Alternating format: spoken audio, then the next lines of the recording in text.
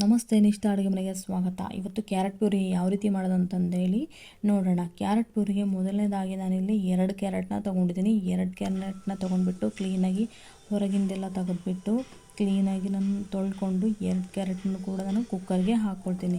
ಕುಕ್ಕರಲ್ಲಿ 2ರಿಂದ 3 ವಿಷಿಲಾದರೂ ಹೊಡಿಸ್ತೀನಿ. ಆವಾಗ ಮೆತ್ತಗಾಗಬೇಕು. Full ಮೆತ್ತಗಾದ್ರೆ mixie ಆಗೋದು. ಸೊ ಅದಕ್ಕೋಸ್ಕರನೇ ಮೆತ್ತಗಾದರೆ ಪಾಪು ಬಾಯಾಗೂ ಸಿಗೋದಿಲ್ಲ. ಇದಕ್ಕೆ ಹೆಸರುಬೇಳೆ ಏನಾದರೂ ಕೂಡಿಸ್ಕೋಬೋದು, ಬೇಡ ಅಂದರೆ ಬರೀ ಪ್ಯೂರಾಗಿ ಕ್ಯಾರೆಟ್ ಕೂಡ ಹಾಕ್ಕೊಳ್ಬೋದು. 2ರಿಂದ 3 ವಿಷಿಲ್ ಹೊಡಿಸ್ಬೇಕು.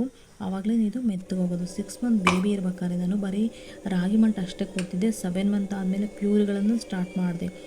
ಆವಾಗ 6 ಮಂತ್ ಇದ್ದಾಗ 1 ಟೈಮ್ ಅಷ್ಟೇ ಕೊಡ್ತಿದ್ದೆ, ಬೆಳಿಗ್ಗೆ ಅಷ್ಟೇ ಕೊಡ್ತಿದ್ದೆ. 7 ಮಂತ್ ಆದಮೇಲೆ ಬೆಳಗ್ಗೆ ಮತ್ತು ರಾತ್ರಿ ಕೊಡಲಿಕ್ಕೆ ಸ್ಟಾರ್ಟ್ ಮಾಡಿದೆ. ಇವಾಗ ಇದು ಬೆಂದಾದಮೇಲೆ ಇದನ್ನು ಮಿಕ್ಸಿಗೆ ಹಾಕ್ಕೊಳ್ತೀನಿ. ಮಿಕ್ಸಿ ಮಾಡ್ಕೊಂಡ್ಬಿಟ್ಟು ಸಣ್ಣ ಮಿಕ್ಸಿ ಆದಮೇಲೆ ಒಂದು ಪಾತ್ರೆ ಹಾಕ್ಕೊಂಡು ನೋಡಿ ನುಣ್ಣಗಾಗಿದೆ ಅಲ್ವಾ, ಕಾಣಿಸ್ತಿದೆ. ನೋಡಿದ್ರೆ ಗೊತ್ತಾಗುತ್ತೆ. ಇದಕ್ಕೆ ಬೆಲ್ಲ ತುಪ್ಪನ ಆ್ಯಡ್ ಮಾಡ್ತೀನಿ.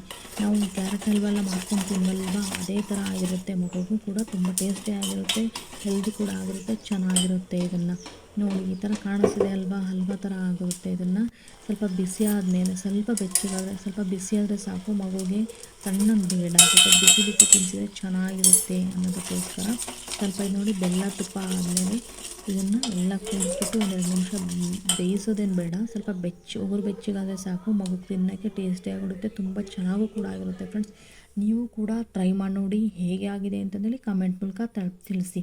ಯಾರೆಲ್ಲ ಸಬ್ಸ್ಕ್ರೈಬ್ ಆಗಿಲ್ವೋ ಇವಾಗಲೇ ಸಬ್ಸ್ಕ್ರೈಬ್ ಆಗಿ ಅಂತ ಹೇಳ್ತಾ thank you friends, thank you so much.